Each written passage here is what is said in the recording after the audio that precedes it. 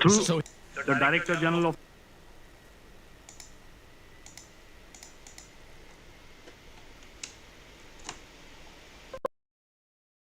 Air of good evening, ladies and gentlemen. It indeed is a difficult time that we have to come here like this and brief you. We could have done without this, but we had no choice. As the DGMO has detailed, the event was precipitated by the dastardly act at Pahalgaon. The sequence of events have already been detailed. We carefully selected the targets, and out of the 9 selected targets, the target systems that were given to the Indian Air Force were the notorious training camps at Bhavalpur and Muridke. These being further from the international boundary. So he's about to show the satellite footage. Target system analysis, we analyzed what was to be done to annihilate these targets. Sure. And plan to engage these targets with precision air-to-surface guided munitions so as to avoid collateral damage. Well, I think they obviously did. Of planning process. I mean, they obviously did. You dropped 9 bombs and only like fucking like what 27 or something like that. 37 people get killed. That's very precision. That's extremely high precision. I will not go through at this instant. However, what I would like to show you is let's see it. The results that we achieved through our targeted airstrikes. So they're going to show screenshots. Could I have the second slide, please? Uh-oh, they pulling up the PowerPoint? Yeah, change, please. Is this it? Technical difficulties? Okay. This is what the terror infra at Muridke looks like. Ooh. If you see, north is as indicated, and to the right is east where the international boundary lies. Could we have the next slide, please? So that's the same place?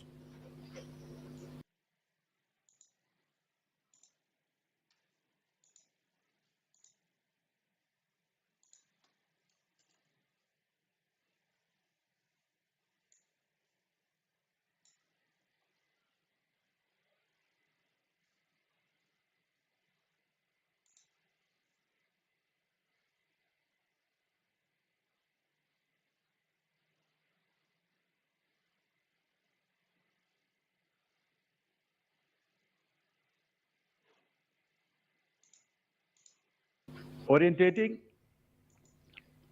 Just go back to one slide. Okay. Please have a look at this red building. Extreme precision ship compared to the U.S. Of buildings out here. And this. So he's showing that right there. Ground. Okay, got it. Yeah. Next. If you relate, the empty ground is here, and you see this is the first weapon that is impacting. This is the impact point number 1. So that was on it. Muridke training camp with our precision guided weapons. That's a pretty small bomb. Early morning 7th. Next, please. Keep your eyes. So now they're showing kill cam footage. Oh boy. For the second weapon coming in. That was an impact. Yeah. And the second impact. Slideshow of the bombing. On the crazy. Yeah. Target point. Next slide, please. I don't think there is more explosion. It's to reduce collateral fire. I mean, yeah. Third weapon. Third impact. Continue. And fourth weapon. Fourth impact. See it fall down too. So through these targeted and precision targeting, we addressed the target at Muridke, which was the terrain infrastructure. Can you hear me? All right. Okay, I'll come closer to the mic. Now we go to the next target, which is the Bhavalpur training camp. Next slide, please. Okay, just wait. So there it is. So the effect, if you see, Is that's that one building they showed. the They like had impact all that point. shit collapsed and everything in it too. If I can point out, this is the impact point. Next slide. The- Yeah, exactly, right? Ammunition has gone through the roof and it has created a blast inside, the photographs of which you would have, all of you would have seen. Yeah. And the red building, after that, there was this double-story building. It has been completely decimated by precision targeting. Next, please. The target system, which was in the north, a series of buildings. I'll show you how it I looks. mean, I would say that's pretty fucking precision. Like, if they're only blowing up one specific building in, like, this entire area of buildings, I mean, it's not like this is a carpet bombing for sure. Next. Completely destroyed Very precise. by What did I our say? precision targeting. Next. Now coming to Bhavalpur, this is the target complex that we're dealing with, a fairly large target complex. So we had to carefully choose the points that we needed to address, which were high value and which would meet our stated objectives of eliminating the terrorists. The real Yeah, of question course. is, I would like to draw your there is attention a- to this red canopy, and in relation to that, I would cover the targets. One target system is a series of Is it buildings here, effective? other one No, here, I don't and understand. other one out here. Next slide, please. This is how it looked before. Bro, the before and after photos. Oh, God. So literally no other building was damaged besides the one building they were trying to hit. That's it. Okay, what's the point? The point is that there was an accusation that they were just indiscriminately bombing civilians and just killing a bunch of random people.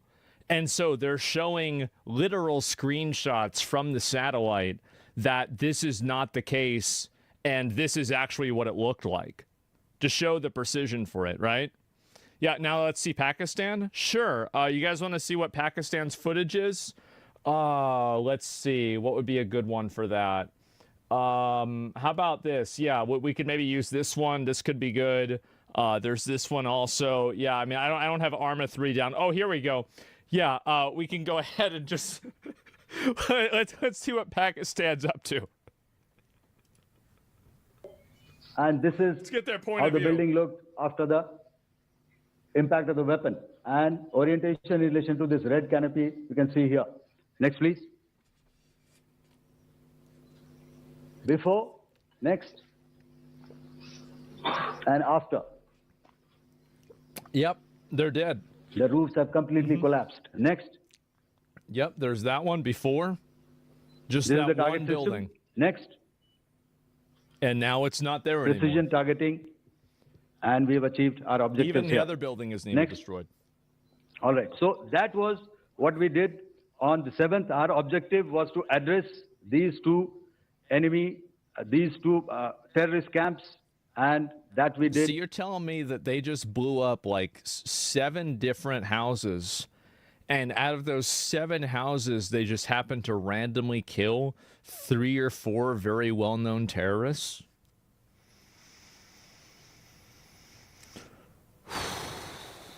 Man. Wow. What are the odds of that? That's some really good. They must have been really lucky. Wow. with That's precision. crazy. And They should buy a thereafter, lottery ticket. we maintain a robust air defense Yeah. posture because remember, our objective was to target the terrorists and terrorist infrastructure, not any other infrastructure, not the Pakistani military, not the Pakistani any other infrastructure. So that is what we have maintained on the 7th of May.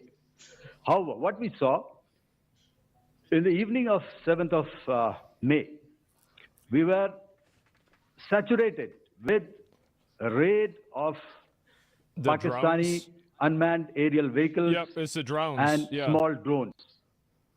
And these came in waves in our civilian areas, over our military installations, and all of them were successfully intercepted. Few of Bro, they gotta get their money back. That's embarrassing. So they sent him over a bunch of these fucking things. They just got shot down. Wow, okay, we got all of them. Yeah, they've been defeated. Yeah, I guess so. The Chinese weapons, yeah, bro, like Pakistan needs I hope they kept the receipt. them manage to did manage to land. However, there was not much damage that they did. And we have our robust counter-US hard kill and soft kill systems, which did the job. However, the difference here was that we had targeted the terrorists. The adversary now has targeted our civilians and the military infrastructure. He's right. He's completely right. It had to be responded to. So, Yep. in a quick and calibrated response, that very night, we struck their radar installations at Lahore and close to Gujranwala, the LYT installation, to indicate to him that we are ready, yet we do not want to escalate our... Yeah, no, that's a good point. Yeah, India's doing Pakistan a favor by targeting MVP terrorists. Yeah, shouldn't Pakistan be saying thank you? This is good, you know? Like, I mean, these guys were big problems. They're making everybody over there look bad. Like, yeah, like a thank you? Yeah, where's J.D. Vance when you need him? Fight was with the terrorists and not with the Pakistani military establishment. Thank you. Thank you, Air Marshal Bharti. So, ladies and gentlemen, he's outlined operations not only on the night of 6th and 7th of May, So that when was Operation Sindoor commenced, but also on the subsequent night. Being well aware and familiar with the congenital and impulsive nature of our adversary, and even though we did attempt to reach out and communicate our compulsions to strike at the heart of terror to my counterpart in the immediate wake of Operation Sindoor, the request was brusquely turned down, with an intimation. Pakistan did a press conference too? Did they? So what did they? That a severe response was inevitable and in the offing. What did Pakistan? We were, of course, prepared. Oh, no. Now India. Operations on the 7th and the 8th, Air Marshal no. Bharti spoken about. On the night of 8th and 9th of May, they flew drones and aircrafts into our airspace Yeah. all across the borders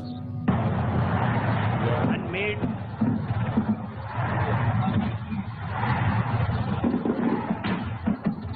And every single one of them just got shot down.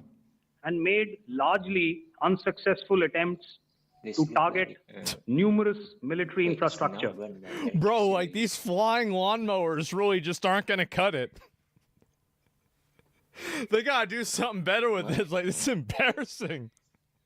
It's like a motor Yeah, run it's by pathetic. gasoline. Violations on the line of control by Pakistan also commenced yet again and precipitated into fierce I'm starting to feel bad for Pakistan, right? I mean, they bought all this shit from China. They're like, all right, bro, we about to cook the shit out of them. All right, send them up. engagements. The air Wait, why operations does this one say McDonald's on it? on the night of 8th and 9th of May, I'll yet again request the DG Air Oh, Operations to cover. God.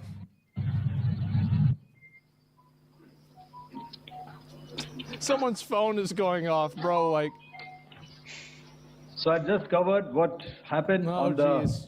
night of 7th and 8th. what? What So we now, right found now, I'm busy. that on the night of 8th and 9th, starting as early as 22:30 hours, our cities had a mass raid of drones, unmanned aerial vehicles, UCAVs, starting right from Srinagar, going down right up to Nalia. It was a mass raid in waves, and it was relentless. However, we were prepared, and our air defense preparedness ensured that there is no damage on ground or to any of the intended targets that the enemy might have planned for. The difference between 7. So they didn't even. Wow. Well, there it is, guys. Now you know. So this is the complete satellite proof. Okay, well, there we go. Let's see if there's any more information about this at all. Finally, solid proof, not some video game-ass footage. Yeah, exactly. They're happening everywhere that they down Rafael, but not acknowledging that their air bases are blown up and army men got killed. I don't know about this at all. Like, yeah, note these attacks are done by military installations. Separate part of the attack. Pakistan would make a great late for India. I don't know about that. Let's see here. I would say this operation is for sure a political win. IDF was not prepared enough, underestimated the enemy, so they started a propaganda campaign.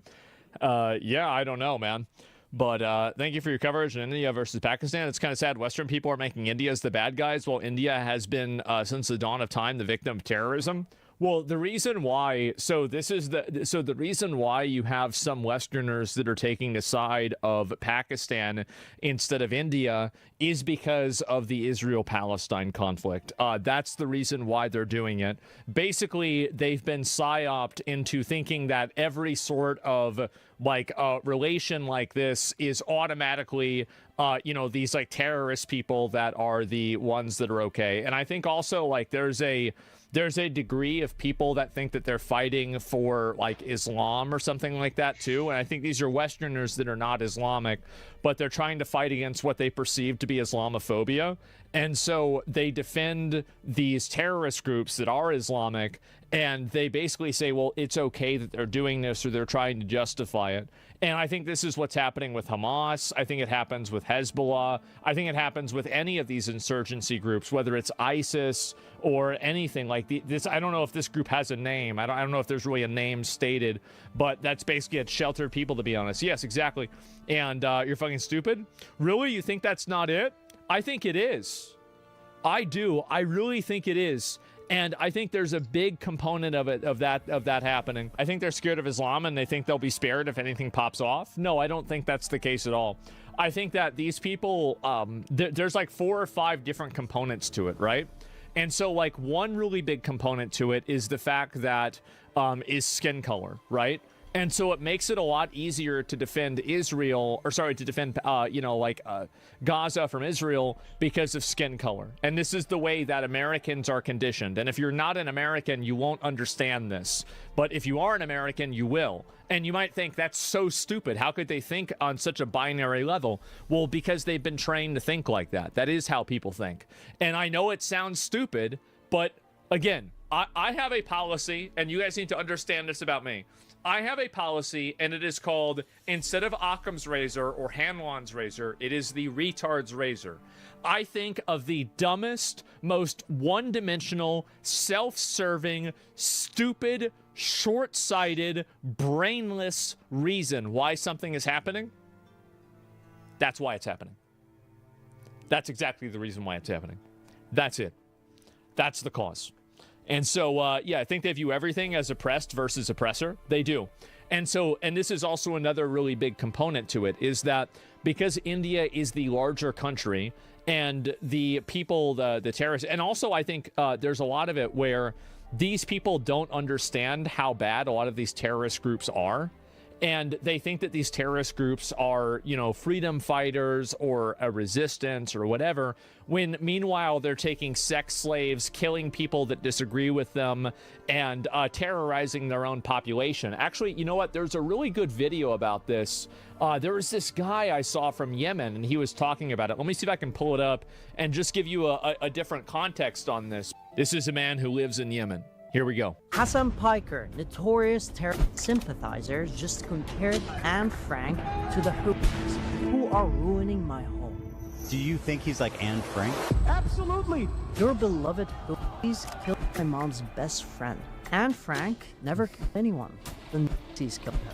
Your beloved Houthis took over my It has to be censored a lot in order for it to be viable for TikTok, by the way. Obviously, he's not speaking this way because he wants to. It's just to bypass filters. country by force, not through democracy. Anne Frank never took over anything. She was hiding in an attic. Your beloved Houthis have been starving my people for more than 10 years. Anne Frank was starved by Nazis, like the ones that you support. Your beloved Houthis have imprisoned journalists and killed minorities. We need more guys like this to speak out. That's why I wanted to promote and show this guy, because we need more people like him to show that this isn't some sort of like resistance that represents the people at all.